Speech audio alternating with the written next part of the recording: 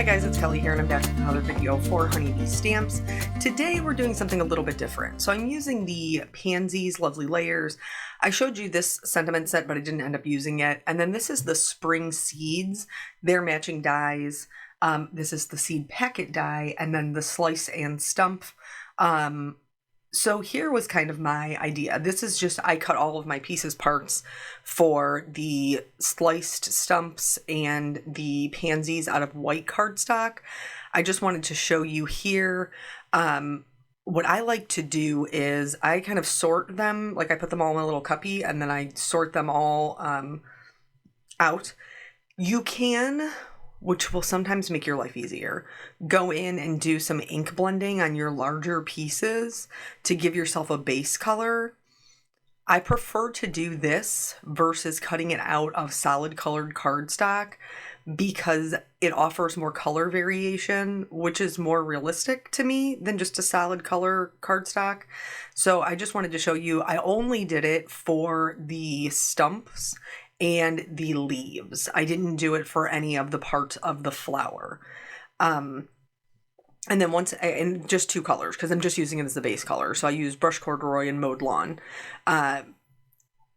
Once this is how the idea came about. I feel like I should be better served waiting to tell this portion of it until I'm actually doing the coloring. Just because this part is so super edited down. I like to when I'm sorting them, I put all of my pieces parts together. I'm coloring 2 of each. So 2 large pansy blooms and 2 little buds. So that way I only ended up using 3, but that is how many I did, just so I knew I would have enough for my card. And then I just lined them up on my glass mat. So that way, as I'm coloring them, I can just kind of grab them as I'm going. For the Slice and Stump, this already has a base layer on it. So I just took and actually, honestly, I ended up using an even lighter color than this. This is an E55. I ended up using an E53. And I turned it on its side so that it just skims the top of the embossed areas. And this is going to give me more color variation. This one did come out a little bit dark, and that's why I switched over to the E53. For the bark portion of the slice, I am using all 3 of the colors. So all of the Lovely Layers, when you die cut them, they also emboss detail into them. That's one of the reasons why they look so realistic and they're amazing to work with. And so I like to add my coloring on top of that, but if you, like in this case, I put down a really light color over the edge of the bark, and then when I'm going in with my marker, I'm just kind of skimming it over the top. I'm not pushing it into the paper, and that's preserving the indented portions in the lighter color. Now, if I went in with the tip directly up and down and colored over this, it would fill those spots in. So you kind of have to turn your marker at an angle so it's more horizontal than it is vertical, so that you can just skim the edge portions. And then once I had worked out to my darkest color, then I'm just going back in with my lightest to kind of blend everything out. And that's how I colored all of them. That way they were exactly the same. For the leaves, which is what we're going to be doing next, I'm using a 3-color green blend. Here you can see this is just it all together. I didn't adhere them yet. But I'm using a 3-color blend for this. And again, there's tons that you can see that embossed detail. I'm going to use the ruffled edge to give me an idea of where my shading needs to go. And so I'm just kind of going in between the, where it's indented, in between those little grooves, and doing a little triangle of color. I'm just kind of flicking it in one time and then filling in the center a bit darker and then flicking that out in between the other triangles. And this is going to give us tons of dimension, tons of movement. Plus we still have that really awesome embossing effect that's already onto the cardstock from the die cutting. So at the end of it, it looks so much more dimensional. than it would be if it was just one flat color. And I'll show you them next to each other so that you can see the difference between adding the coloring and not adding the coloring. Also, you don't necessarily have to use markers if colored pencils, or if you cut them out of watercolor paper and you want to watercolor them. All of those things are options. Any coloring medium will work for this. My preferred coloring medium is just alcohol markers. For the stem, for the bud, because of those embossed lines, I can see that the top portion of this is folded back, and then it has like a little, I'm sure there's a word for it, like where the flower meets the stem, there's like a little rounded area. I'm sure there's a word for it, but I don't know what it is. And so I'm adding shading there as well. And then that way it's just, you're going to see the multiple areas of the stem, and it's not just one flat green color. We're putting in that detail and that to create that dimension that we're looking for. For the some kids are about to ring my doorbell. Yeah, summertime. Anywho, for the centers, I did look, and you're gonna think, maybe you already did when you saw the original photo. Like I colored pansies, but I colored them pink. Did you know that pansies come in all kinds of colors? Now, when I think of a pansy, I think of a yellow center with a purple or a blue violet kind of bloom.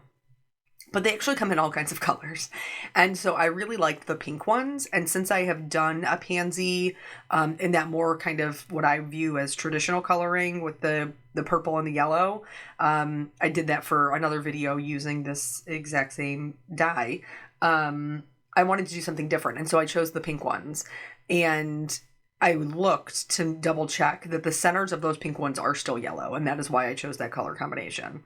If you've watched any of the videos where I've used the lovely layers in the past, you know that when I'm putting them together, the trick that I use to figure out where the shading goes is I put one die cut on top of the other. I take my lightest color and I trace that edge, so then I know where to put all of my shading. And I also outline the edge in my lightest color, so that way when they're all stacked on top of each other, there's no white showing through. So from here on out, I'm just going to be showing you how I do the coloring. The only thing to note is I'm using those same triangles on the little indented areas. Now this is the furthest back portion of the flower, so there's not going to be a whole lot going on here because it's just like a little lip of a petal. But you'll see as we get closer to the front that we have a lot more surface area that we're covering. I always double check that everything's covered where I need it to be covered. And then I just move on to the next one. And so again, using anywhere that it's ruffled, that it's indented, is where you're going to want to put those little triangles of color. There isn't really a right or a wrong way to do the triangles. I like to do it with kind of like one flick motion so that it's wider at the top and thinner at the edge. But if you are not there with your flicking skill level yet, like, don't worry, just draw in a triangle and then blend it out with your lighter colors. Like, it will still look totally fine. So how I got this idea, what I originally started to say, was when I was at Create for Honeybee, the make and take that we did was these spring seed packets. And we did the little forget-me-nots, which was totally adorable. And then Melissa and Lisa actually had brought the forget-me-not seeds. And so we made the seed packets with the seed packet die. We actually made seed packets with the cute little, we colored the little forget-me-nots. And then they could fill up their seed packet with forget-me-not seeds and then take that home. And so that is what gave me the idea, because I thought, well, how cool, you're not going to give somebody a gift without giving them a card. So how cute would it be to kind of make it one and the same? And so this is how we ended up with this Slimline card that we have here today. I just did it with the pansies because I had a seed packet that matched a Lovely Layers die, honestly. Like, that's how that happened. There's also, this is the spring seeds, but there's Seeds of Kindness, which have a strawberry packet in there. and they have the lovely layer strawberries dyes, so those would be great too. You could really do any of it. Like, you could combine the wildflowers with like the blueberries or something like that. Like, there's a ton that you could do. They don't have to be super matchy. But if you watch my channel, you know I like to be matchy. I don't. It just makes me happy. But anyway, so I did mine as if the packet would stay on the card, and you'll see that when we bring everything together. But I'll also point out how you could do it so that the seed packet could be removed and the card would still stay intact.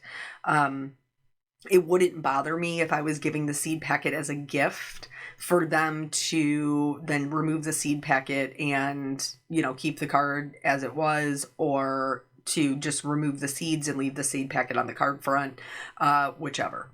So that is how it came about, because I thought it was such a cute little idea for make and take, to be able to take the little seed packets. Plus, I know so many people in my life. I am not, you guys have probably heard me talk about this before, I'm like a black thumb. But I know so many people who are gardeners, like really good ones. So here, in order for it to really look like a pansy, the pink pansies actually have like more of a purple section here on like those bottom 3 drop leaves. So I'm going in with a V06 and I am drawing in those little circle areas to look like a pansy. And then I'm going to go in with the V09. Remember, we talked about that embossed section that gets put in there. Well, part of the embossed section for these 3 petals is actually the veining that you would normally see in pansies. And so I'm going in with this V09 and I'm filling in the veining section. This you want to have a super light hand for, and you want to keep your marker as vertical as possible. So only just like the tiniest bit of your tip of your marker is touching those veins, so that way you don't blow out of the indentation. And I really thought that this kind of, you know, really brought them up a notch to make them genuinely look like pansies with those little sections. So now once this is done, I'm going to show you the little bud. It's the same thing that we have been doing. The only difference is, instead of using one petal on top of the other, for this petal here, I actually have to use the stem because it's tucked into the stem. And so I'm going to use that as my guide to where my shadow will go for this top petal. So yeah, anyway, that's the origins of this card. As far as my life goes, we're slowly but surely getting caught back up. In no short thanks to my husband for being super supportive and trying to help me make that happen.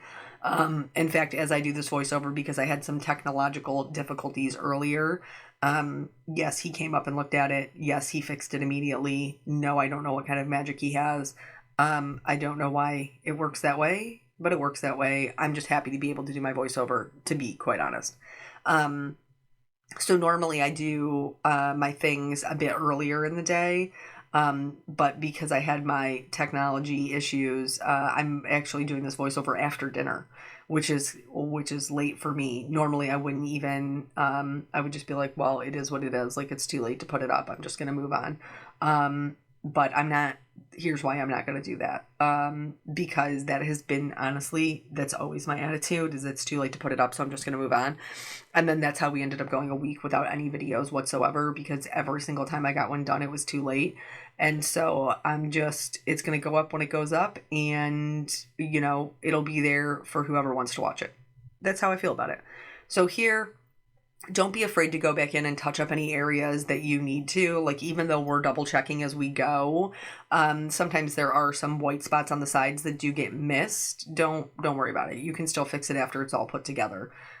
So here, I'm using my little tweezers to put down my center, the darker portion first, and then the lighter kind of like lip of the center is going to go in second, and then that pansy is complete. You tell me, like, do you like the pink ones? Do you associate the pink ones with pansies? I don't know that I do. I'm going to be honest. I think that it's really pretty. I think it's a pretty flower. I just don't know if my brain's like, that's a pansy, because I'm missing that purple or blue with the yellow, which is how I'm used to seeing them. Not that I see them a lot, because like I said, I don't own a lot of, the only plants I have are some really beautiful hydrangeas. These are outdoor plants I'm talking about. Are really beautiful hydrangeas that were here when we bought the house, and all we did was relocate them. And then we bought some azaleas for like at the end of last summer, and planted them, well, it was like midsummer, and planted them where the hydrangeas used to be. And then this year, my husband went out there and he was like, Kelly, I think they're dead. Like, they're brown sticks. And I was like, no, no, no, no, no. Like, we spend too much money on these things for them to be dead. Here, so I'm stamping this is the pansy, this is the actual stamp from the seed packet for the spring seeds. And I'm going to color these the same way so that it's super, like I said, super matchy-matchy. The only difference is you can see these pansies are not as ruffled as the Lovely Layers, which is totally fine. But so I'm not going to be adding quite as many triangles. If it is a round, smooth petal, then I'm coloring it as if it is a round, smooth petal. I'm not going to try to force triangles of ruffles onto a smooth black outline like this. It's not going to look right.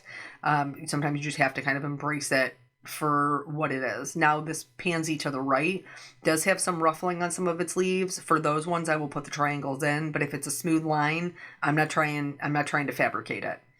So then I went ahead and did the same thing with the purples on just those little, like those 3 little drop leaves.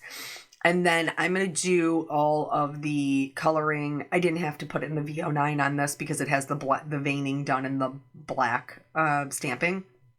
I did my centers yellow. And then here's the thing that I find very interesting. So when I did the seed packets for the Make and Take, I made the outline, this kind of frame. I did it in blue. And we found that it was really interesting because Kelly, a Kahoot, and I were sharing the table. So like if I needed a break, she would take over. And Kelly was like just letting people do whatever they wanted. She was like, just color whatever color you want. These are the markers we have, color whatever you want. And it was so interesting to see all the different color like some people colored it green and some people colored it like a white with the gray shadows. Some people colored it purple. Some people colored it a combination of the two. So this kind of frame can really just be whatever you want. I chose to do the kind of gold combination just to bring in another color besides green and pink. And I think that it turned out fine. So back to my azaleas. So I was like, no, we've paid too much money for these things to be dead. And I don't know anything about azaleas. So I started like getting on the Google, and basically they were like, scrape the stem, it's a stem. Scrape the stem with your fingernail. If it's brown, it's dead. If there's any green, then it's still alive. If you scrape it and like you start at the edge and you scrape it and it's brown, go 2 inches down and scrape again. So basically, if it was still green, like you cut off all of the brown area. That's what pruning is, right? And so we did, and we cut them down to basically nothing. And I was like, I don't know if they're going to be able to come back from this, man. This was a massacre. But they are actually coming back from it. So I'm sure we won't get any blooms this year. But hopefully next year, maybe we will have some blooms. For the banner here, I chose to do some cool grays just to add some shadows and color the banner white. So you can see I'm just adding some shading to the left and right hand sides for the top of the banner. I am extending it out in the middle just a little bit, just to give it a little bit more movement. And then the parts that wrap around, it already has like a diagonal line drawn into it, so it's already going to be darker. I just filled it in with the darker color, and then the tails, I did the same way. To stamp this part, this is the part that actually says, I think it says Spring Pansies. I am just using, what is this, Pitch Black from Hero Arts. That is why I did my coloring before I did my stamping, so I wouldn't have to use a Copic Safe ink, just because those are a bit bolder in the black. These dies for the spring seeds are a bit different than the Seeds of Kindness honey cuts. These actually cut out the full design, and then I also cut out my seed packet. I'm using my Honeybee Teflon bone folder. I don't know if this is common knowledge. Did you guys know that they had these? They're really great. They have a large size and a small size. I'm using the large size here. And I'm just going to go in and I'm going to fold in all of the pre-scored lines to put my seed packet together. And then once I have those all scored, you can see there's two edges that are like mitered. They're cut at a diagonal that are meant to fit together, which will seal up the bottom. This is is it thin rip tape? I'm not sure. It's also from Honeybee. I'll link it below. You're supposed to be able to rip it, which you can, and I have in the past. But because I have such defined edges here, I wanted to make sure that I was cutting them accordingly and that they were going to fit and not leave any ruffled edges. So once I have I just put adhesive on those two little side, like on the side and then on the bottom. And then I will be able to remove the release paper and then just fold them up on top of themselves, and it will seal my little seed packet. And you could even use these seed packets with all kinds of other things. Like, you don't even necessarily need to use them with the spring seeds. They're super cute, just little like envelopes that look like seed packets. So then once I have that, I'm going to give it a good press, and then you'll be able to see how it kind of pops open. And then I'll just adhere the die cut pansies right on top of it. If you did not purchase the die cut, you could stamp this right on top of your seed packet and then just color it up, and that would be totally fine as well. So just using my Honeybee Precision Glue, I'm going to put this together, and then we're going to move on to putting together all of the flowers. Did we do that already? No, we did that already. We put together all of the flowers. We're going to put together the whole card. What am I even saying? Yeah, we're going to put together the whole card next. And I did do all of my arranging kind of off screen. Oh, this is what we're going to put together. That's why I was seeing that. I forgot to put these together beforehand. And you can see that this one is a bit darker than the other ones. But that's because that's the one that I did first before I switched over to the E53.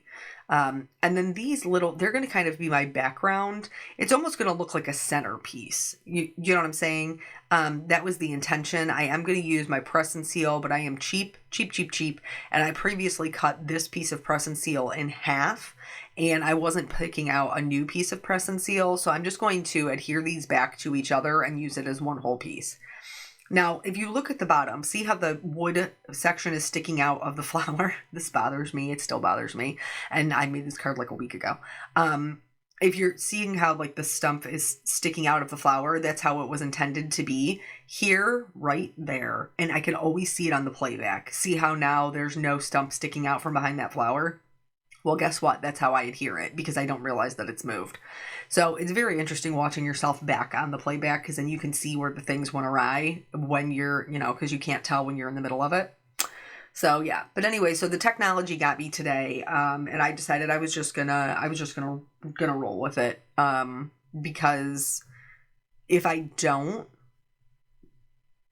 just embrace whatever it is, then I'm going to be in a situation where I am right now, where I have 3 videos that are done, but they're not like completely edited, or they're not voiced over, or they're not posted, because I let that timeline just get me. So now I'm not on a timeline. I'm gonna do whatever I'm gonna do, and the content will be here for you to watch when you want to watch it. So I've done a video before on this hinge method for the press and seal. Basically, you're just going to go through each layer, add glue, glue it down, pick it back up, add glue, glue it down, pick it back up, all that jazz. So once that is done, here's where I'm putting on the seed packet. So if you wanted the seed packet to be removable, don't do this. Put a third flower in the center there, and then put your seed packet on top of it with repositionable like tape runner. So that way you can just pull it off, and then you still have an intact card. But like I said, I'm not particularly worried about that.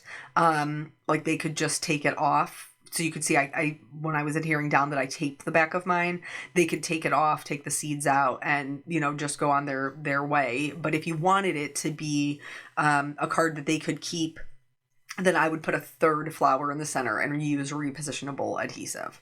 So yeah, that's it. That's the whole card. I hope you guys learned a little something. I hope that you're inspired, and I will catch you on the next video. Bye.